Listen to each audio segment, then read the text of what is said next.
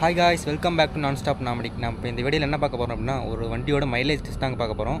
வண்டின்னா உடனே நீங்கள் பெட்ரோல் நினச்சிக்காதீங்க, ஒரு எலக்ட்ரிக் பைக். அதாவது நான் வேணால் க்ளூ கொடுக்குறேன், எனக்கு என்னென்னு கண்டுபிடிச்சி கமெண்ட் பண்ணுங்கள், ஓகேங்களா? அதாவது எலக்ட்ரிக் ஸ்கூட்ரு தாங்க. நமக்கு தெரிஞ்சதில் இப்போ இந்த ஓலா ஏற்றுற அந்த மாதிரியான விஷயங்களில் வந்து கொஞ்சம் மைலேஜ் அதிகமாக கொடுக்குற வண்டின்னு வச்சுக்கோங்களேன். யாரும் கெஸ் பண்ணியிருப்பேன்னு நினைக்கிறேன். மற்ற பெரிய பெரிய பிராண்டில் விட கொஞ்சம் அமௌண்ட் கம்மியாக இருக்கும், அதே சமயம் மைலேஜ் அதிகமாக இருக்கும்.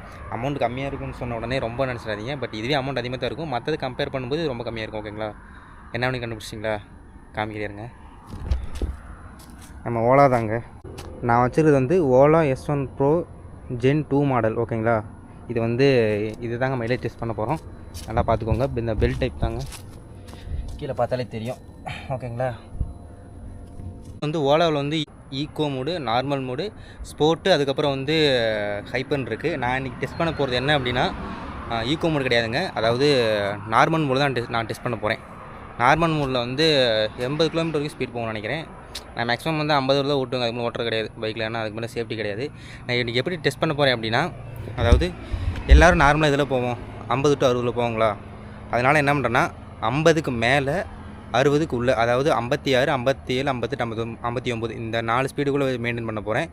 அப்போ போய் க்ரூஸ் கண்ட்ரோல் யூஸ் பண்ணுவாங்க. க்ரூஸ் கண்ட்ரோல்னால் உங்களுக்கு தெரியும் நினைக்கிறேன். அதாவது நம்ம வந்து ஒரு ஸ்பீடில் வச்சு விட்டு அந்த க்ரூஸ் கண்ட்ரோல் பட்டனை ப்ரெஸ் பண்ணணும்னு வச்சுக்கோங்களேன், அது வந்து ஒரே ஸ்பீடாக மெயின்டைன் ஆகும். இப்போ 50 வச்சு டச் பண்ணோம் அப்படின்னா அது 50 போயிட்டே இருக்கும். நம்ம வந்து ஒன்று ஆக்சிலேட்டர் கொடுக்கணும், இல்லையா? அதாவது அதை எப்படி கட் பண்ணுறதுன்னா ஆக்சிலேட்டர் கொடுத்தா கட் ஆகும், அப்படி இல்லாட்டி பிரேக் பிடிச்சா கட் ஆகிரும், அப்படியும் இல்லாட்டி அதே பட்டன் திருப்பி அமுத்தினா வந்து அது கட் ஆயிருங்க. நான் மேக்ஸிமம் க்ரூஸ் கண்ட்ரோல் யூஸ் பண்ணுறேன் அப்படின்னா நமக்கு கைவடி இருக்காதுங்க. அந்த நம்ம ஆக்சிலேட்டர் கொடுத்துட்டே அந்த கைவடிக்கும் பாருங்களா, அது இருக்காது, லாங்கில் இருக்கும். நான் வந்து பைபாஸ் வச்சு தாங்க செக் பண்ண போகிறேன், ஓகேங்களா? பைபாஸில் செக் பண்ணேன். அப்போ சின்ன சின்ன ஊர்கள் வரும். இன்னொரு முக்கியமான விஷயம் என்ன அப்படின்னா, அப்போ பிரேக் பிடிப்பேன், அப்போல்லாம் ஸ்பீடு கம்மியாகும். அதுக்கெலாம் வந்து ஒத்துழைப்பு ஒன்றும் பண்ண முடியாது. 55க்கு மேலே 60க்குள்ளே, ஓகேங்களா? நம்ம வீடியோவில் பார்ப்போங்க, ஓகேவா? ஹாய் காய்ஸ், நம்ம முதல் 20 கிலோமீட்டர் வெற்றிகரமாக கடந்தாச்சு. அதுக்கான ப்ரூஃபை பாருங்கள், உங்களுக்கு காமிக்கிறேன். தெரியுதுங்களா? 20 கிலோமீட்டர் வந்தாச்சு. டைம் பார்த்திங்க அப்படின்னா 8:15. 85% சார்ஜ் இருக்குது, அதாவது 15% காலியாக இருக்குது. மணி வந்து 8:14 இருந்துச்சு. வீடியோ கேமரா கொஞ்சம் ஆன் ஆகாமதுனால ஒரு நிமிஷம் வச்சாயிருச்சுங்க.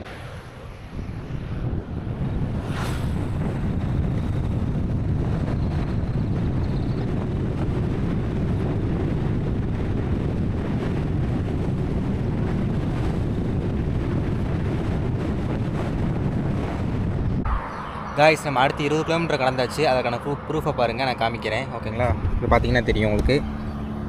40 கிலோமீட்டரா? டைம் வந்து 8:50 ஆச்சுங்களா? 72% மீதி இருக்குது. அதாவது வந்து இப்போ 40 கிலோமீட்டருக்கு வந்து 28% காலியாக இருக்குது, ஓகேங்களா? நெக்ஸ்ட்டு விளாகில் பார்ப்போம்.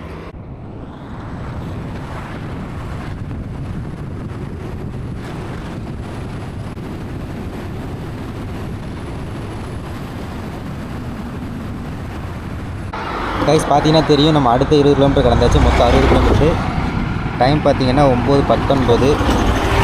அடுத்து வந்து என்ன சார்ஜ் வந்து 57% இருக்குது. அதாவது 60 கிலோமீட்டருக்கு வந்து 20 கிலோமீட்டருக்கு 43% காலியாக இருக்குது, ஓகேங்களா?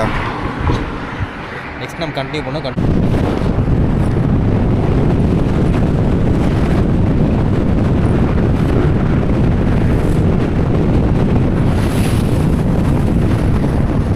இந்த லாஸ்ட் 60 கிலோமீட்டரில் வந்து கரெக்டாக மேம்பாலத்தில் போய் நின்றுச்சு. நாங்கள் வீடியோ எடுக்க முடியல, ஏன்னா வந்து அது பாலம் வந்து கொஞ்சம் சின்னதாக இருக்குங்களா, லாரி பஸ்ஸில் வேகம் வந்துட்டு போகுது. அதனால் டக்குன்னு அந்த இதை மட்டும் ப்ரூஃப் மட்டும் கட்டினே கிளம்பிட்டேன்.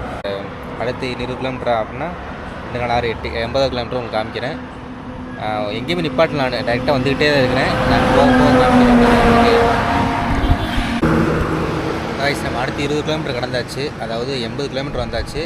ஆனால் ஒரு 100 மீட்டர் எச்சா போயிடுச்சு. அப்படின்னா அந்த இடத்துல பேசுகிறதுக்கு வந்து நிழல் கிடையாது, வெயிலாக இருந்தனால கொஞ்சம் கிட்ட தள்ளி வந்துட்டேன். ஒரு 100 மீட்டர் மட்டும் எச்சா போயிடுச்சு, பாருங்களேன். 80 கிலோமீட்டர் வந்துருக்கணும், 80.100 மீட்டர் எச்சா வந்துருச்சு. டைம் பார்த்தீங்கன்னா 9:52 ஆகுதுங்க.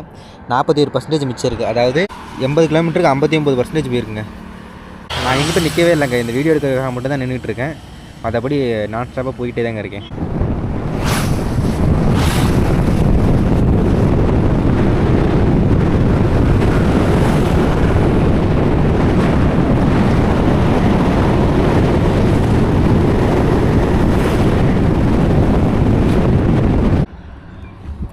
கைஸ் வெற்றிகரமாக நம்ம 100 கிலோமீட்டர் வந்தாச்சு.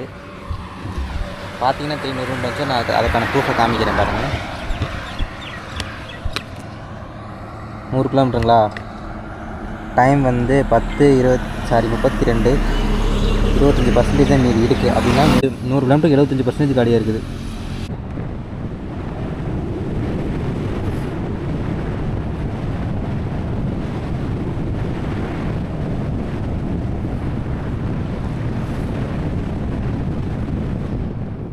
கைஸ் நம்ம வண்டியோட லாஸ்ட்டு 15% வந்துச்சு. அதாவது ஓலாவை பொறுத்த வரைக்கும் லாஸ்ட்டு 15% யூஸ் பண்ணக்கூடாதுன்னு சொல்லியிருக்காங்க. அதாவது 15% வந்தால் அதுக்கப்புறம் சார்ஜ் கொடுத்து யூஸ் பண்ண சொல்லியிருக்காங்க. நம்ம வந்து லாஸ்ட்டு 15% வந்தாச்சு. அதில் வந்து எவ்வளோ கிலோமீட்டர் ஓடிக்கு நீங்களே பாருங்களேன். 112 கிலோமீட்டர் ஓடி இருக்குங்க. மணி 10:52 ஆச்சு.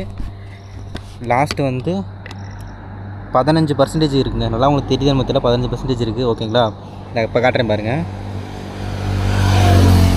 சரிங்களா? 15% சார்ஜ் மீதி இருக்குங்க. 15%க்கு வந்து எவ்வளோ கிலோமீட்டர் ஓடி இருக்குன்னா 112.4 கிலோமீட்டர் ஓடி இருக்குது. நம்ம அதில் வந்து இந்த குறைவாக இருக்கிற அந்த மேடு பள்ளம் அதெல்லாம் பார்த்தோன்னா அதில் 1 கிலோமீட்டர் கழிச்சிட்டா கூட 111 வருங்க. அதாவது நான் சொல்கிறது என்னென்னா, நான் சொல்கிறது எப்படி அப்படின்னா 55க்கு மேலே 60க்கு உள்ள, அதாவது 56, 57, 58, 59 இதில் மெயின்டைன் பண்ணி க்ரூஸ் கண்ட்ரோல் போட்டுருந்தேன். ஓகேங்களா? மற்றபடி எங்கேயுமே ஸ்டாப் பண்ணல. இருங்க, பேட்டரி டெம்பரேச்சரும் நம்ம மோட்டர் டெம்பரேச்சர் காட்டுறேன்.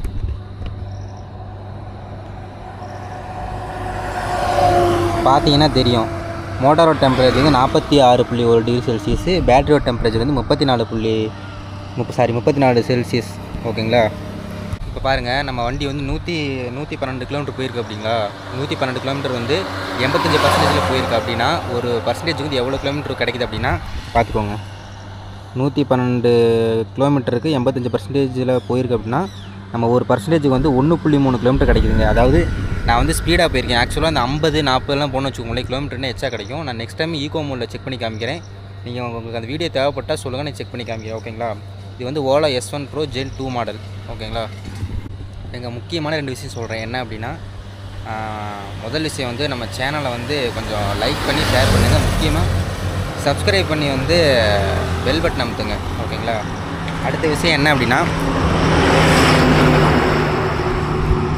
ஓலா வச்சுருக்க நண்பர்கள் வந்து அவங்க வண்டி எவ்வளோ மைலேஜ் போகுது அப்படின்னும், இதை விட அதிகமாக போனாலும் சொல்லுங்கள், இதை விட கம்மியாக போனாலும் சொல்லுங்கள்.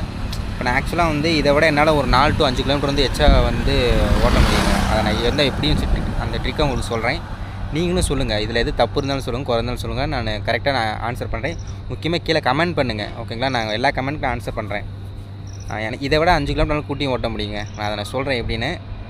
சீரியஸாக நான் ஓட்டியிருக்கேன். நெக்ஸ்ட்டு வந்து நான் ஈகோ மோடில் ஓட்டி காமிக்கிறேங்க. அப்போ உங்களுக்கு தெரியும் என்ன அப்படின்ட்டு.